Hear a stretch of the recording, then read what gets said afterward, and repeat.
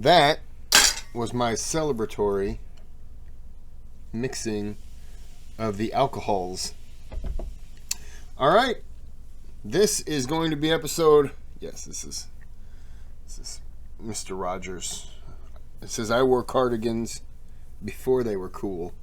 I've never worn a cardigan in my life. Sorry, testing. We're good.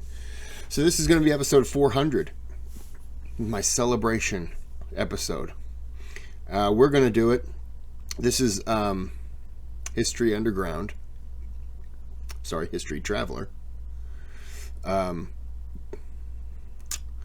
Was Jesse James radicalized at this place? The reason why I'm doing this is because I took a vacation and I went to what we're going to see, the Jesse James Museum and Boyhood Home and Original Grave. So I couldn't film anything there. It was not very good for my trips. Just didn't work out the way for filming wise. Trips were great, but wasn't able to film. Not what I wanted. So we're gonna go ahead and play this. Get your orange Parrot Bay rum. Get yourself a little cocktail, and let's sit back and watch the video. And if there's anything here that I see that stands out, I'll point it out.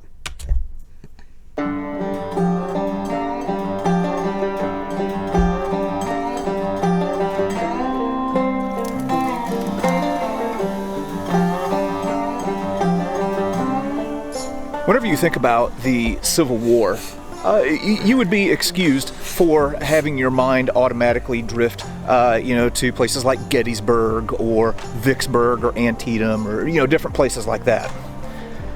Right now, I'm in Missouri, and the Civil War was fought in this state, but it looked a lot different out here than what it did in the East. There were battles where you had, like the regular military formations with the Union and Confederates squaring off against each other.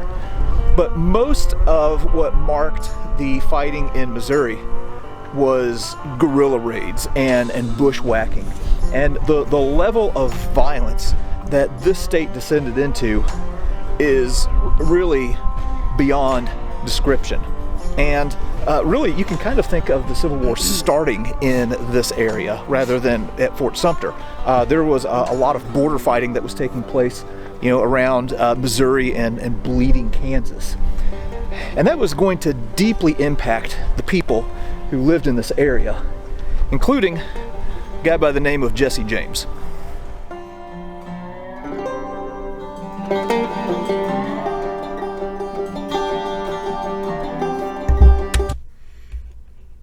It's a History Underground production, so that's what I saw.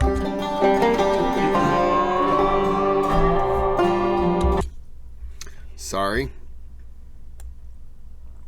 I paused at a terrible moment. Hold on. Let's go back. So, sorry. From the visitor center, you walk down this path. Now, you can drive here and park. It's about 100 yards away from the visitor center. It wasn't bad. And then you kind of walk down this path. You walk up. This is the original home. This right here was purchased later on in a Sears Roebuck catalog. It was brought there and assembled and put together. But this is what Jesse James would have known. And this is where he was buried. This is the headstone. It's not the headstone of the time. That's where he was buried. Slave quarters over here. There was an outhouse somewhere, maybe one of those. And then a little shed, stuff like that. Back to the video.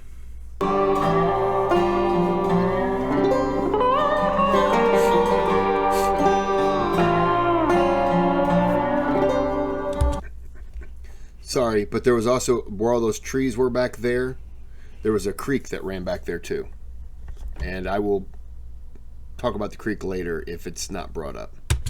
Well, right now we are at the Boyhood Home of notorious outlaw Jesse James. There was a violent act that happened early on in Jesse's life That's the Museum Visitor Center. that I think really shaped him that we're going to revisit later. But anyway, first, there is a museum that they have on site here that I honestly know nothing about. I've never been here before, so you're going to kind of be seeing things as I see them as we walk through here. And we're going to see what we can learn about this legendary outlaw of the American West.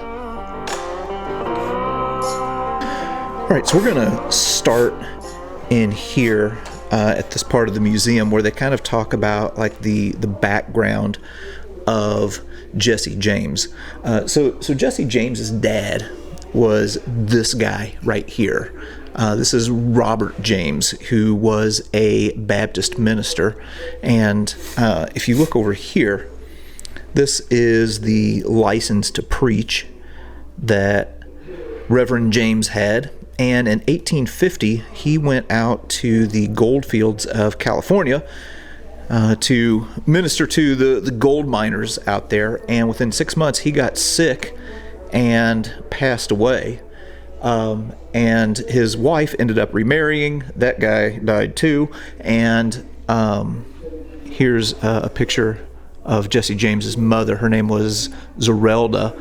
And her third marriage was to this man, whose name was Reuben Samuel. And we'll be coming back to him in a little while. This is pretty neat. This is the family Bible of the James family. I'm thinking that Jesse and Frank should have spent some more time reading this, perhaps. Okay, here's something that I was not expecting here, and that is the artifacts that they have in this museum. This is the saddle of Frank James, and then this is the saddle of his wife. Oh, the wife, that's right. Jesse. Right here is the saddle that belonged to Jesse James, but really the jaw dropper in here for me is in this case. These are items that were donated to the museum in 1988 by Ethel Rose Owens, who was the granddaughter of Jesse James. And holy smokes. So here is a Colt 45, which is a gun that would have been used by Jesse James. I don't know if that's the exact gun that he would have used or not, like his personal one, but he would have used one like it. However, this Winchester right here and this shotgun, well, wait a minute, I'm sorry, I just looked again. The Winchester is a period gun that would have been used. This shotgun was actually Jesse James's shotgun. And then we get to some other items here, like the bridle and the cartridge belt. These are things that were owned by Jesse James. This handkerchief belonged to him. Also have like a wallet and a coin purse and things like that. And right here are the boots that Jesse James was wearing whenever he was killed.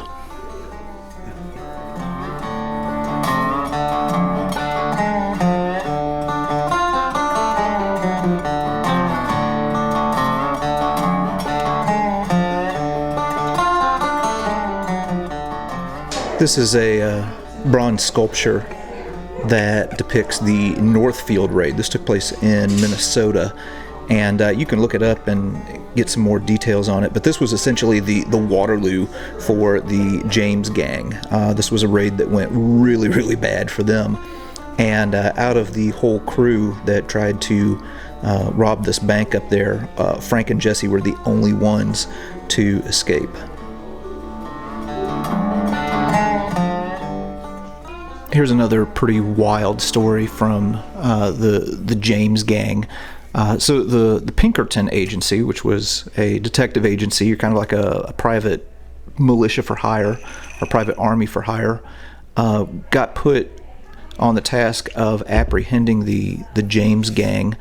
And in 1875, they showed up to the home here, and a metal spherical object was thrown into the house. And the family didn't know what it was. Jesse and Frank were gone somewhere. So they scooped it up and threw it in the fireplace, and then it exploded. And this is the original Pinkerton bomb. And it ended up killing their half-brother and injured their mother. And as you can see here. Yeah, I was just about to say, that's why I was moving the mouse, trying not to, if he didn't say anything. She got it blown off. Well, her right arm had to be amputated as a result of that bomb being thrown through the window or door of their house. This is just completely wild. Here are a pair of Jesse James's spurs and also his riding gloves. I guess I shouldn't be surprised, but it's really amazing that they have all of this stuff here. And then, if we walk over here, well, in 1902, Jesse James, his body was moved to another cemetery, and they thought that they had bought a pretty high-end casket, but apparently not, because it fell apart. Well, this is the top of the casket which held the body of Jesse James after he was killed in 1882. This table that it's sitting on is the table that he was embalmed on, which is kind of crazy. And then if we look here, well, these are some of the handles to the original casket and some ornamentation that was on it. And right here, this is a bullet that was found in the casket. It was fired from a .38 caliber Smith & Wesson revolver, and they think that it was during the attempted bank robbery in Northfield, Minnesota, that he got hit there in 1876 and was wounded and carried this bullet for the rest of his life. So it's well known that Jesse James was killed whenever Robert Ford shot him in the back of the head while he was adjusting and dusting a picture. And there is the feather duster that he was using. And then they also have something here that's labeled Jesse James's chair. I don't know if that's the chair that he was actually standing on, or if that is just a chair that may have been in his house. But my goodness, the stuff that they have here that's attributed to this famous outlaw is absolutely crazy.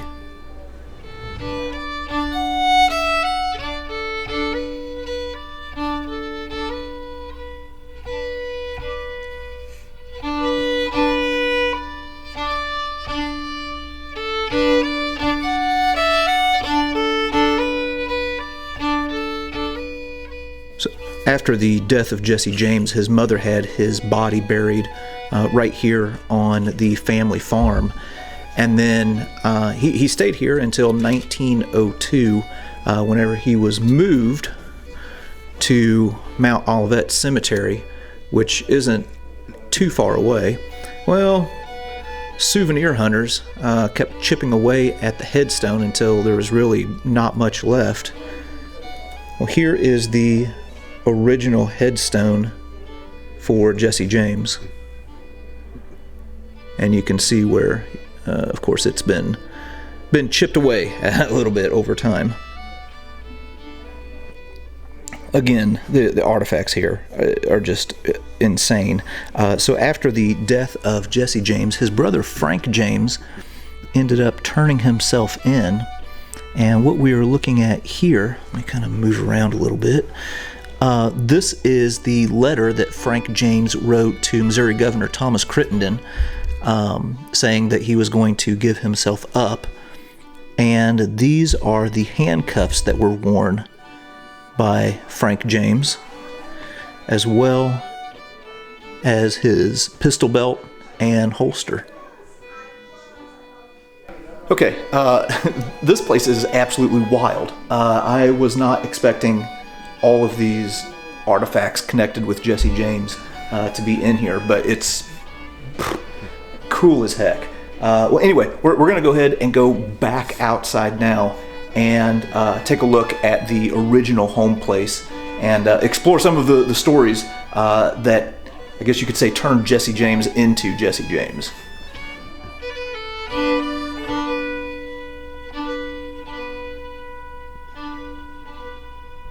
This right here is the boyhood home of Jesse and Frank James. Now, real fast, that is where the mother, her bedroom was, Zerelda, and this was the room. Window would be right over here, I want to say, on the other side of the house. That is where the bomb was thrown through by the Pinkerton agency.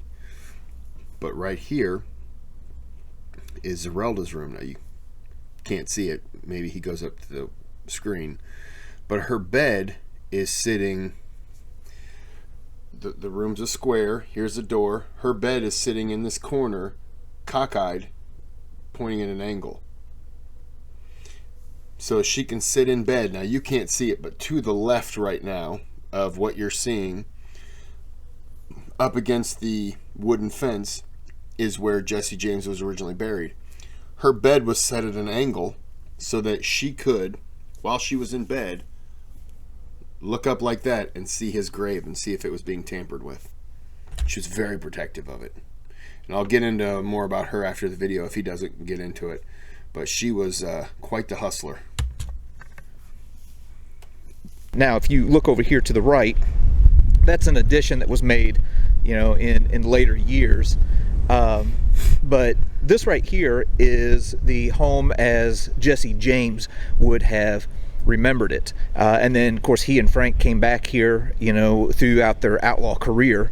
But anyway, very, very small house, like most houses were during that period of time. We're going to walk up here and get a little closer look and maybe see if we can peek inside. We can't go inside, but we'll see if we can maybe look through a window. Okay, so this... Yep, that was it. I paid no electric bills last year. In fact, I was able to make money because I... Cool. Okay, so this is over on the right-hand side of the house, and this is where his mother would have had her bedroom. And kind of an interesting story. After Jesse James is killed, he's going to be buried right here in front of the house. I'm going to show his original gravesite here in a minute. But his mother put the bed kind of catty corner there in the corner. That way she could keep watch during the night and look out this window that I'm filming through right now and be able to spot and run off any grave robbers or souvenir hunters if they came to the property. So this is over on the other side of the house now in the parlor. And if you look at that window, okay, so that is the back window. I showed that Pinkerton bomb earlier. That's the window that it was thrown through.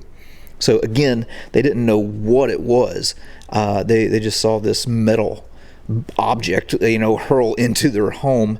And, just in a panic and in a rush, threw it in the fireplace to destroy it, ended up exploding, killing Frank and Jesse's half-brother and severely wounding their mother.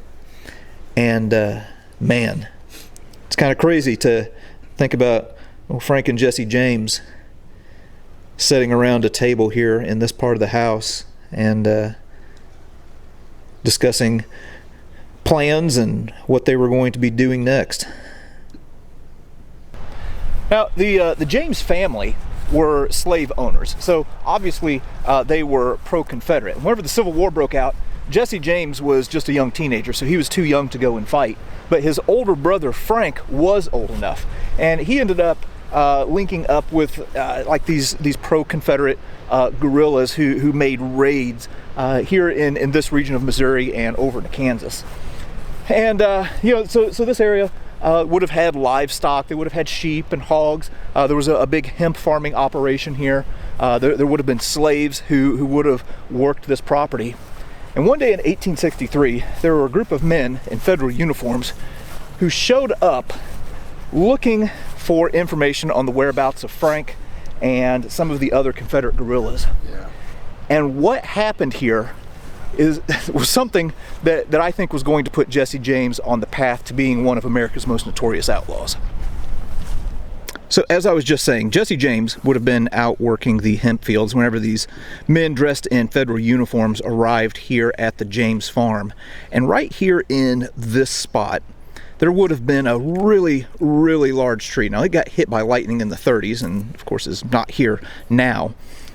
But Jesse James would have come out of the fields, and what he would have witnessed right That's, by the way, a picture of Jesse James at the age of 16. here in this very spot are these men in federal uniforms with a rope tied up over one of the big branches of the tree and had a noose around his stepdad's neck.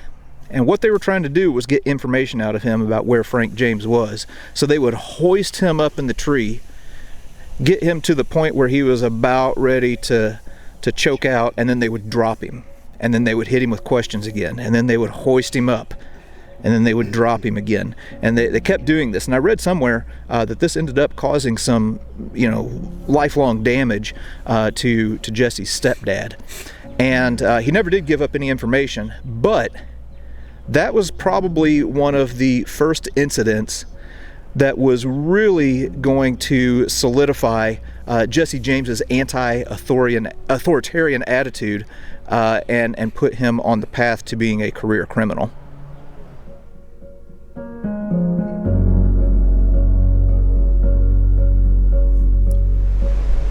As I've already mentioned, after the death of Jesse James in 1882, his mother wanted to have him buried right here at the home place. And this is the original grave of Jesse James. Now, his body is not here. We're going to go take a look at that in another video. And then the original headstone, of course, got all chipped up. But this one, as you can see, was what was the replacement, and it says devoted husband and father Jesse Woodson James, September 5th, 1847, murdered April 3rd, 1882 by a traitor and coward whose name is not worthy to appear here.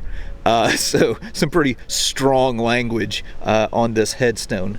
And this right here is the original footstone for Jesse James. You can see there on the back it has the initials JWJ.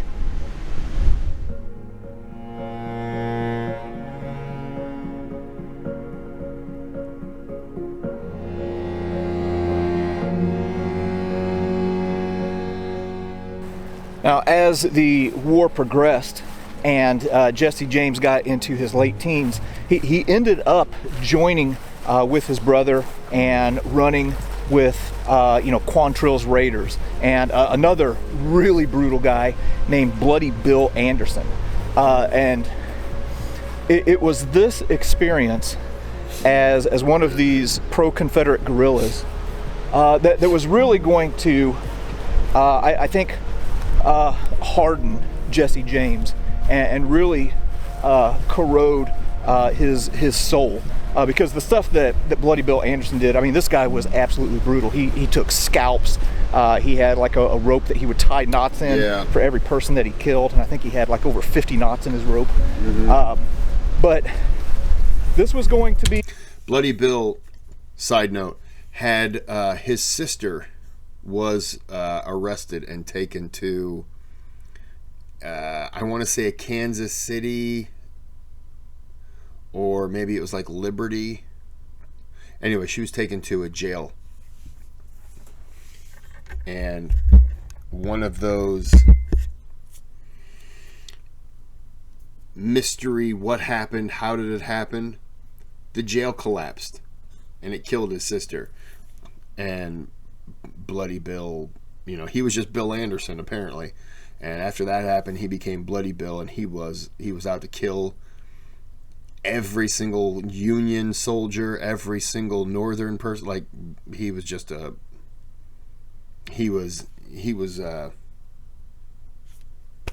I don't have words for it, but you can pretty much come up with your own word right now. Yes, asshole is a good one, yes. The training ground and the foundation that was laid that Jesse James was going to launch his criminal career off of after the Civil War. And it all started right here at this place.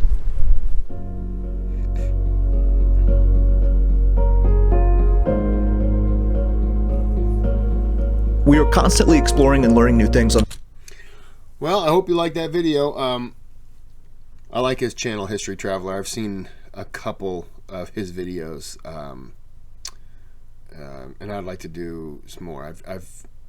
I visited a couple places, and then he was there, and so I just watched the video. It was just a nice recap of being in certain places. But when I went on my trip, I went to Dwight Eisenhower's boyhood home and Presidential Library Museum, Visitor Center, and his burial site, which is it's called the Place of Meditation. It's like a little church steeple that he designed. It's really peaceful. It's peaceful.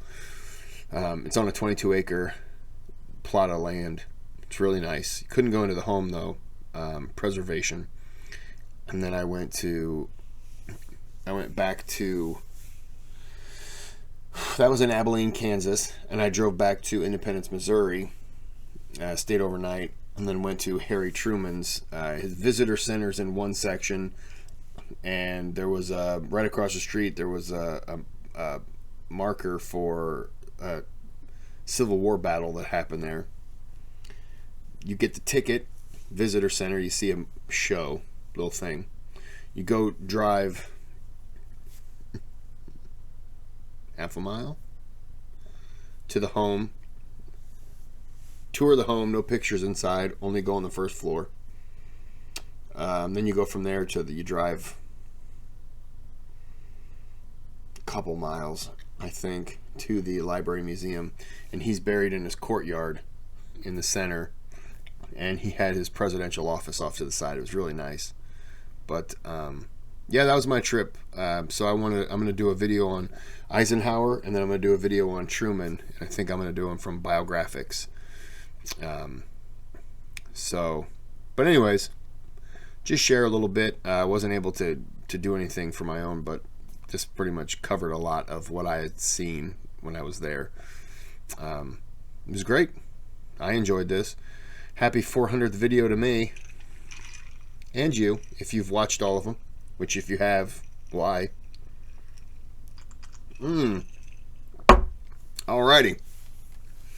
We're going to end this video here, and we're going to go play with our nips.